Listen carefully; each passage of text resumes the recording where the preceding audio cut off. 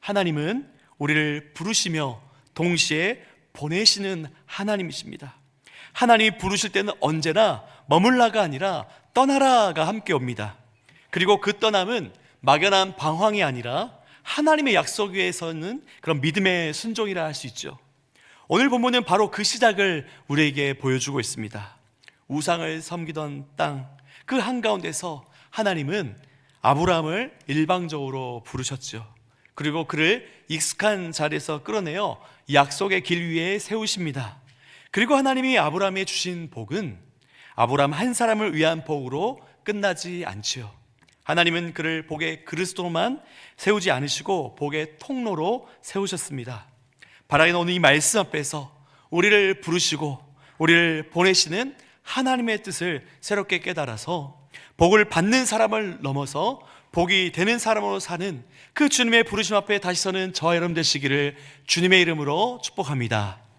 우리가 오늘 읽지 않았지만 창세기 11장 10절부터 26절까지는 셈의 족보가 기록되어 있어요. 그리고 그 다음 창세기 11장 27절에서 새로운 족보가 등장하는데 바로 데라의 족보입니다. 이 데라의 족보가 이어지는 범위가 어디까지인가 하면 창세기 25장 11절까지예요. 이 데라의 가문의 이야기가 상당히 많은 부분들을 창세기에서 차지하고 있는데 이것은 무엇을 말하자면요, 다시 말해 우리가 흔히 읽고 있는 이 아는 아브라함의 이야기가 이 사실은 데라의 족보에 속한 하나의 이야기라는 사실이에요. 그래서 정확하게 말하면 이 아브라함 이야기는요, 창세기 12장이 아니라 우리가 오늘 읽었던 창세기 11장 27절에서 시작된다라고 할 수 있습니다. 하나님께서 이 아브라함을 부르시기 이전에 그의 가문이 어떤 상태였는지, 어떤 배경을 가지고 있는지를 성경은 우리에게 먼저 보여주고자 했던 것이죠. 이런 관점에서 볼 때 창세기 11장 27절부터 32절까지의 말씀은 결코 덧붙여진 부수적인 이야기가 아니라는 것이에요.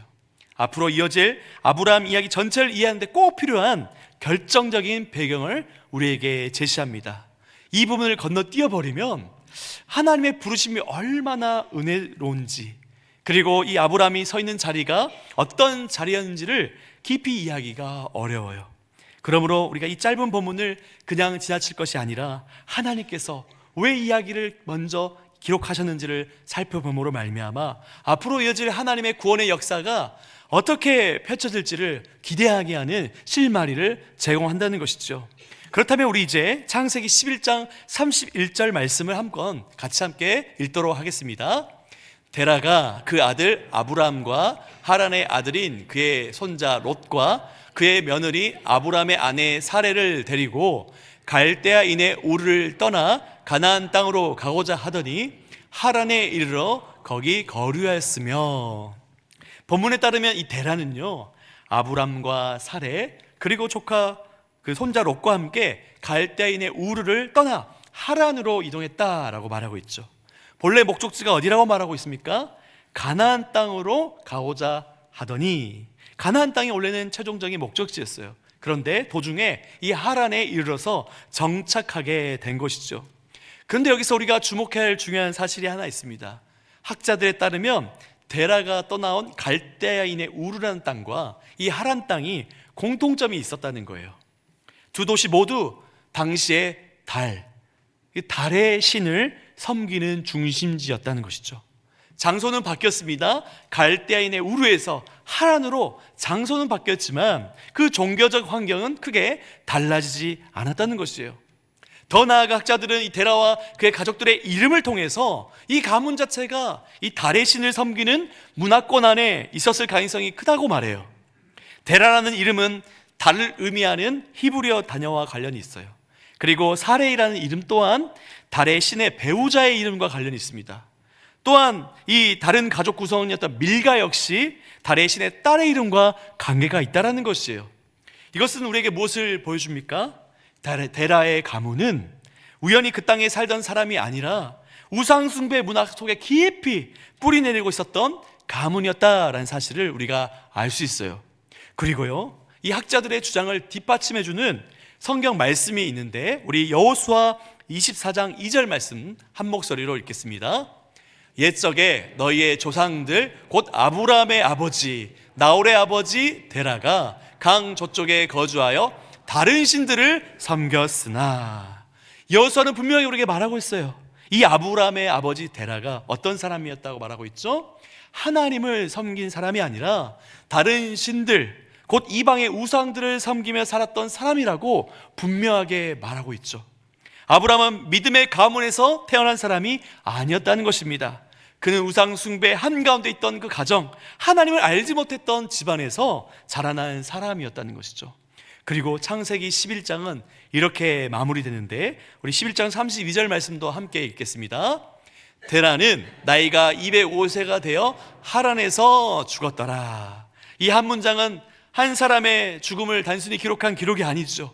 우상을 섬기며 살았던 이 데라의 생애가 끝났다라는 것을 선언하는 말씀이에요.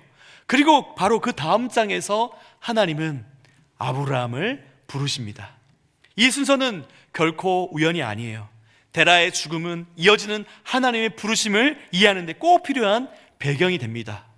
하나님은 우상 숭배 역사 위에 믿음을 덮으시는 것이 아니라 그 역사를 끊어내시고 새로운 역사를 시작하고 있는 것이에요. 데라 이야기가 끝나는 그 지점에서, 그 자리에서 하나님의 구원의 역사는 이 아브라함을 통해 새롭게 열림을 우리가 기대하게 되는 것이죠. 이 배경을 알고 보면 이 하나님께서 아브라함의 부르심이 얼마나 전적인 은혜였는지를 알게 되죠. 그리고 이 아브라함의 믿음이 얼마나 놀라운 순종이었는지를 우리는 더 분명하게 알게 되는 것입니다. 자, 이제 창세기 12장 1절 말씀 우리 한 목소리로 읽겠습니다. 여호와께서 아브라함에게 이르시되 너는 너의 고향과 친척과 아버지의 집을 떠나 내가 내게 보여줄 땅으로 가라. 창세기 12장 1절은 하나님께서 아브라함에게 주신 한 가지 분명한 명령을 우리에게 보여주죠. 바로 무엇이죠? 떠나 가라라는 말씀이에요. 그런데 이 명령을 자세히 들여다보면 한 가지 독특한 점이 있어요. 무엇입니까? 하나님께서 아브라함에게 구체적인 목적지를 가르쳐 주지 않는다는 사실이죠. 떠나 가라라고 분명하게 말씀하셨는데 어디로 가라라고 말씀하지 않으시고 내가 너에게 보여줄 땅으로 가라라고만 말씀하세요. 하나님 아브라함에게 먼저 땅을 보여주시고 그 다음에 가라고 하신 것이 아니라는 것입니다. 보여줄 것을 약속하시면서 먼저 떠나라고 말씀하세요. 그때 성경은 이 아브라함의 반응을 담담하게 기록하고 있는데, 우리 12장 4절 말씀도 같이 읽겠습니다. 이에 아브라함이 여호와의 말씀을 따라 갔고, 아브라함은 따지지 않아요. 그는 하나님의 말씀을 이해한 후에, 납득한 후에, 설득된 후에 따라한 것이 아니라 하나님을 신뢰하며 그 하나님의 말씀을 신뢰했기에 떠날 수 있었던 것이죠. 말씀을 들은 그 자리에서 그대로 길을 나선 것입니다. 그래서 하나님은 한 걸음 한 걸음 주님의 인도하심을 구하면서 믿음으로 발을 걷기를 원하시는 거예요. 이제 하나님께서 아브라함에게 하신 이 떠나가라는 명령을 좀 더 자세히 살펴보고자 합니다. 하나님은 아브라함이 떠나야 할 구체적인 세 가지를 말씀해 주셨죠. 그게 무엇입니까? 바로 고향과 친척과 아버지 집을 떠나라 말하고 있어요. 이 세 가지 순서는 그냥 아무 순서로나 나열된 것이 아니에요. 일반적인 것부터 점점 구체적인 것으로, 그리고 덜 친밀한 것에서 가장 친밀한 것으로 나아가는 순서입니다. 또한 무엇입니까? 크게 보면 떠나기 쉬운 것에서부터 가장 떠나기 어려운 순서대로 내려오는 구조로 기록되어 있죠. 고향과 친척 아비집은 단순히 그냥 우리 가족들이 아니에요. 당시 고대 근동에는 모든 사람의 삶을 지탱해주는 가장 기본적인 토대였어요. 그들의 삶을 책임져주고 그들의 안정을 보장해주는 가장 중요한 울타리가 바로 이 고향과 친척과 아버지의 집이었죠. 그런데 하나님은 바로 그 모든 것을 내려놓고 떠나라라고 말씀하시는 것입니다. 하나님의 부르심은 언제나 우리의 안전지대를 건드십니다. 우리가 의지했던 것들, 우리가 붙들고 있었던 것들, 익숙해서 놓기 싫어하는 것들로부터 한 걸음 물러나게 하세요. 하나님보다 더 사랑하고 하나님보다 더 의지하고 하나님이 아닌 나의 안정감을 책임져주는 다른 무언가를 하나님은 때로는 내려놓으라고 말씀하세요. 왜요? 그 자리에서 하나님 자신을 신뢰하도록 하기 위함이시죠. 아브라함의 순종은 단순히 지역을 이동하는 사건이 아닙니다. 그것은 삶의 기반을 옮기는 결단이었어요. 사람을 의지하던 삶에서, 나를 지켜주는 무언가를 의지하는 삶에서 이제는 전적으로 하나님만을 의지하는 삶으로 지금 하나님은 부르고 계시는 거예요. 바로 여기서부터 하나님께서 이 아브라함을 통해 시작될 새로운 역사가 시작되는 것입니다. 우리가 우리 수준의 삶을 살아가면 우리 수준의, 우리 스케일의 삶만 경험할 뿐이죠.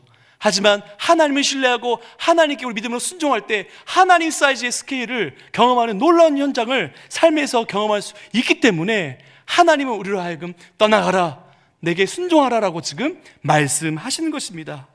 여러분, 하나님께서 아브라함 부르실 때 지금 하란에 머물고 있던 그 아브라함, 자세히 보면요, 우리가 이런 질문을 가지게 돼요.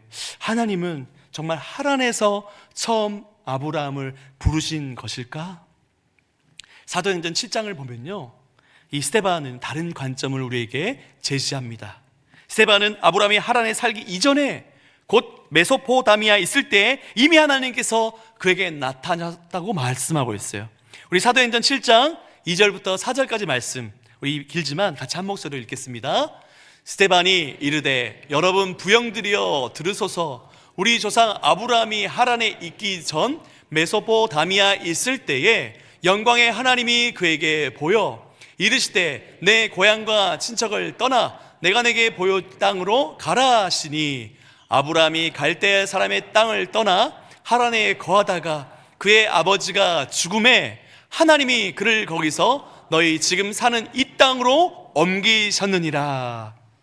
이 말씀을 근거로 학자들은 창세기 12장의 말씀과 이 사도행전 7장의 관계를 크게 두 가지로 해석해 줍니다. 첫 번째 해석은 무엇인가? 창세기 12장에 나오는 하나님의 명령이 사실은 아브라함이 메소포다미아 지역 곧 갈대 우르에 있을 때에 이미 받았던 하나님의 부르심을 다시 한번 서술한 것이다 라는 견해예요. 두 번째 견해는 무엇인가? 잘 들어보세요. 하나님께서 갈대 우르에서 아브라함을 부르셨어요. 그리고 창세기 12장에서 다시 한 번 더 아브라함을 찾아오셔서 떠나가라라고 말씀하셨다는 것입니다. 이 해석을 따르면 이렇게 됩니다. 갈대 우르에서 하나님의 부르심을 받은 아브라함, 그는 아버지를 설득했어요. 그리고 온 가족이 약속의 땅으로 가다가 어디에 머물게 되죠? 하란의 땅에 머물게 돼요. 왜냐하면 이 하란은요, 당시의 교통의 요지였어요. 물질적으로 풍요했던 땅이었습니다. 그래서 그들은 그것에 머물고 정착하고 말았던 것입니다. 그리고 나서 아브라함의 아버지 데라가 죽자 머물러 있던, 정착해 있던 아브라함에게 여기가 종착지가 아니다, 다시 떠나가라 라고 말씀하셨다. 이게 바로 두 번째 견해입니다. 이 두 가지 해석 다 가능한 해석인데요, 근데 중요한 게 있어요. 이 해석, 두 해석 다 공통점이 있죠. 그것이 무엇입니까? 하나님께서 아브라함을 하란에 있기 전에 메소포다미아 이 갈대아 우르 땅에서 이미 부르셨다는 사실이에요. 아브라함이 하나님을 찾기 전에 하나님은 먼저 아브라함을 찾아오셨습니다. 아브라함이 믿음의 사람이어서, 믿음의 가문 출신이어서 그를 부른 것이 아니었어요. 오히려 하나님을 알지 못하고 다른 신들을 섬기던 집안에 태어난 아브라함을 하나님께서 일방적으로 찾아가셨고 부르셨다는 것이죠. 이게 바로 하나님의 부르심의 본질입니다. 창세기 12장 2절 말씀은요, 하나님의 명령에 순종할 때에 하나님께서 이 아브라함 개인 한 사람에게 주신 약속하신 복의 내용인데, 우리 창세기 12장 2절 말씀도 같이 읽겠습니다. 내가 너로 큰 민족을 이루고 내게 복을 주어 내 이름을 창대하게 하리니 너는 복이 될지라. 하나님 먼저 아브라함에게 뭐라 말씀하십니까? 내가 너로 큰 민족을 이루게 하겠다 말씀하세요. 그런데 이 당시 이 약속은 아브라함의 정황을 삶을 봤을 때에 참 이해가 되지 않는 약속이죠. 왜냐하면 창세기 11장 30절은 이렇게 우리에게 아브라함의 상태, 이 가정을 우리에게 말씀하고 있기 때문입니다. 제가 읽겠습니다. 사레는 임신하지 못함으로 자식이 없었더라. 아브라함이 부름받을 당시 나이는 75세라고 성경 기록하고 있어요. 그리고 사레는 불임 상태라고 분명히 말씀하고 있습니다. 인간의 눈으로 보면 더 이상 가능성이 없는 상황이었어요. 그런데 하나님은 아브라함에게 너로 큰 민족을 이루겠다고 약속하십니다. 이것은 인간의 조건을 전제로 한 약속이 아니에요. 전혀 가능성이 없는 상황에서 불가능을 가능케 하시고 없던 것을 있게 하시는 분이 하나님이라는 사실을 그 아브라함의 삶을 통해 보여주길 원하셨던 것이죠. 하나님의 그 능력과 하나님의 주권에 근거한 약속이 바로 이 약속이었습니다. 이어서 하나님은 내가 내게 복을 주겠다라고 말씀하시죠. 하나님께서 복을 준다 하실 때, 특별히 구약시대 이 창세기 배경을 보면은 크게 두 가지 복을 말씀하시죠. 하나는 자녀의 복을 말씀하시고요, 두 번째는 물질적인 풍요를 말씀하세요. 하나님께서 이미 그의 자손을 통해 많은 자손을 주겠다 약속하셨으니까 여기서 약속하신 복은 풍요의 복으로 보입니다. 하나님은 아브라함에게 삶의 근본적인 토대였던 고향과 친척과 아버지 집을 떠나라고 명령하셨어요. 그리고 그 모든 것을 내려놓고 떠난 아브라함에게 하나님께서 그의 삶을 친히 책임져 주시겠다고 지금 말씀하시는 것입니다. 이것이 바로 하나님의 방식이에요. 여러분, 하나님은 우리의 것을 빼앗기 원하시는 분이 아니세요.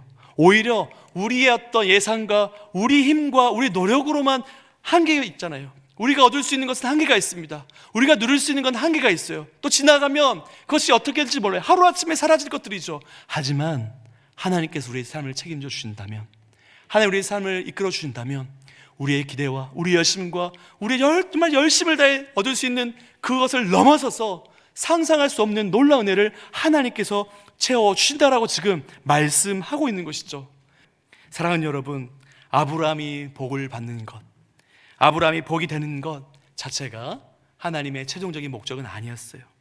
아브라함은 하나님의 주권적이고도 일반적인 선택을 받아 복을 누리는 특권을 얻게 되었지만 그게 끝이 아니었어요. 아브라함 한 사람만 복을 받고 끝나는 것은 하나님 뜻이 아닙니다. 아브라함은 하나님의 복을 담는 그릇이었을 뿐 아니라 동시에 그 복을 흘려보내는 통로였던 것이에요. 다시 말해 그는 복의 종착지가 아니라 복의 전달자입니다. 이 사실은 분명히 보여주는 말씀이 바로 창세기 12장 3절 말씀인데요, 우리 같이 한번 12장 3절 말씀 읽겠습니다. 너를 축복하는 자에게는 내가 복을 내리고 너를 저주한 자에게는 내가 저주하리니 땅의 모든 족속이 너로 말미암아 복을 얻을 것이라 하신지라. 아멘. 놀라운 사실이에요. 우리는 여기서 한 가지 중요한 원리를 보게 됩니다. 하나님은 사람들이 하나님과 어떤 관계를 맺느냐를, 그들이 아브라함과 어떤 관계를 맺느냐를 통해서 판단하시겠다는 거예요. 아브라함을 축복하면 축복하겠고 아브라함을 저주하면 저주하겠다는 것이죠. 하나님의 선택과 약속 안에 있는 사람을 어떻게 대하느냐가 곧 하나님을 대하는 태도가 된다는 말이에요. 하나님은 아브라함에게 땅의 모든 족속이 너로 말미암아 복을 얻을 것이다 라고 말씀하셨어요. 이것이 바로 아브라함을 부르신 최종 목적이다라고 말씀하시는 것입니다. 한 사람을 통해 한 민족만 복을 받는 것이 아니라 땅의 모든 족속을 복되게 하시는 하나님의 구원의 역사가 시작된 거예요. 하나님은 여인의 후손이자 아브라함의 자손으로 누구를 이 땅에 보내주십니까? 우리 주 예수 그리스도를 보내주세요.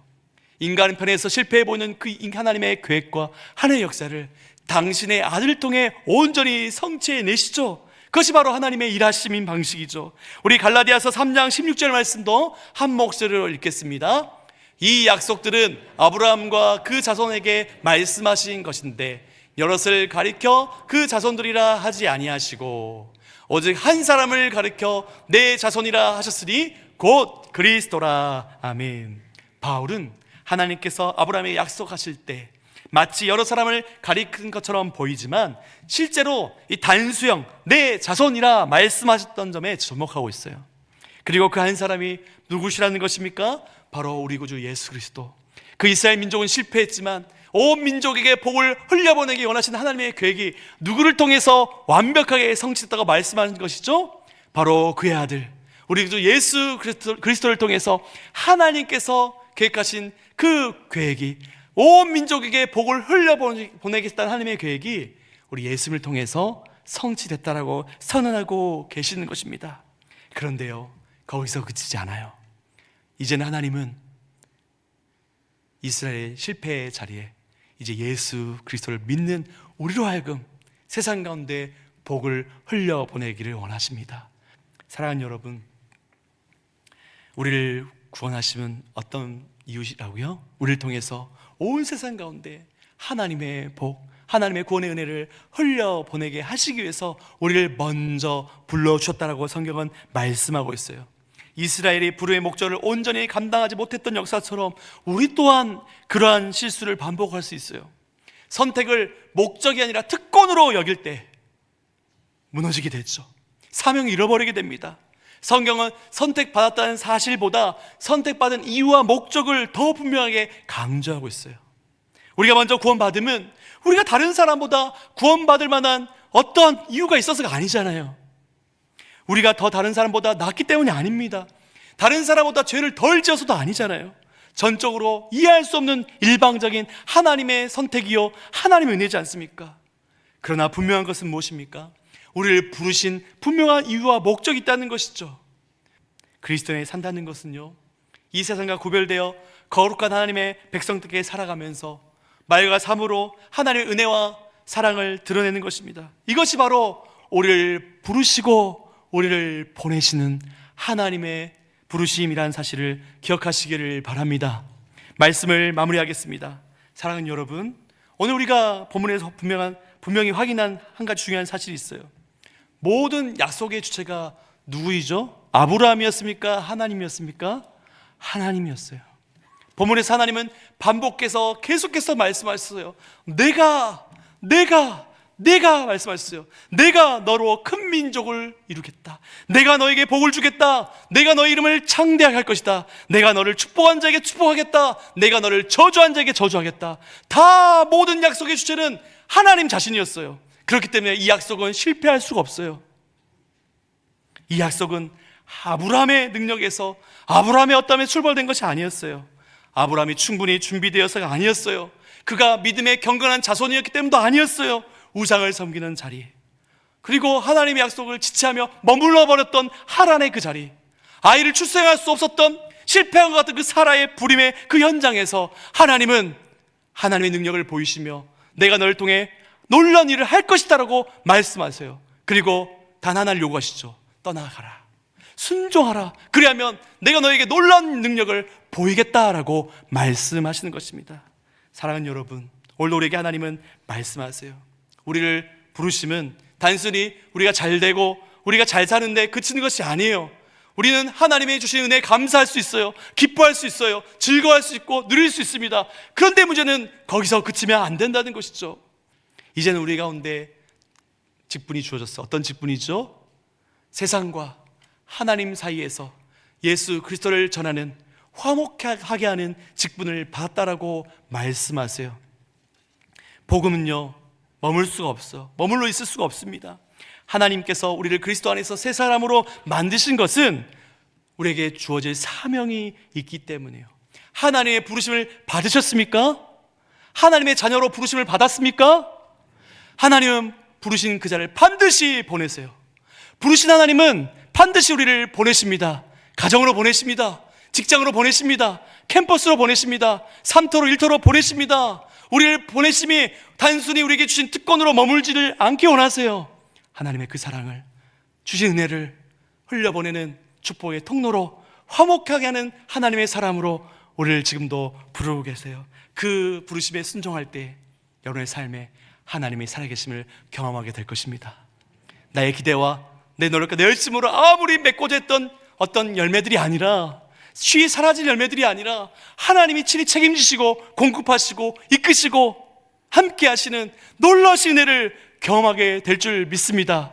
바라기는 저 여러분이 하나님이 주신 복, 이해할 수 없는 복, 왜 나를 선택하는지 알 수 없는 이 놀라우신 일방적인 그 은혜를 기억하시면서 그 복을 우리 안에만 가두는 사람이 아니라 하나님이 주신 복을 들고 세상으로 나아가 복이 되는 사람, 여러분이 가는 곳곳마다 여러분을 통해서 그 현장이, 가정이, 직장이 살아나는 놀라운 은혜를 경험하는 저 여러분 되시기를 주님의 이름으로 축복합니다.